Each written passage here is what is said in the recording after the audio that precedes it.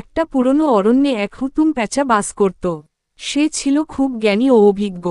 রাতে ঘুরে ঘুরে সে দেখত মানুষের কর্মকাণ্ড, আর দিনে গাছের কোটরে বসে বিশ্রাম নিত। একদিন বিকেলে বনের পাশে এক মানুষ এসে গাছ কাটতে শুরু করল। গাছটা ছিল হুতুম পেঁচার প্রিয় বাসস্থান।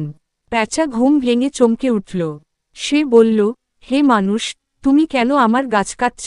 মানুষ হেসে বলল, এই গাছটা আমার কাজে লাগবে। শহরে কাঠের দাম ভালো। প্যাঁচা শান্ত গলায় বলল, তোমার শহর বড় হতে হতে আমাদের জঙ্গল ছোট হয়ে যাচ্ছে।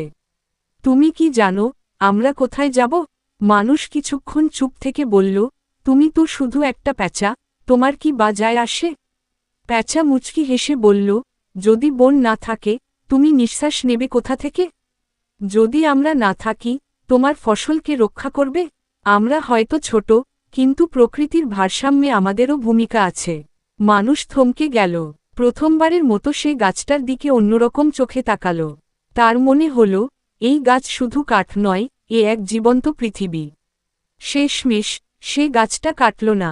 গাছের নিচে বসে সে পেঁচার সাথে গল্প করল। সেই দিন থেকে সে শুধু গাছ কাটার জন্যই নয়, গাছ বাঁচানোর জন্যও কাজ করতে লাগল।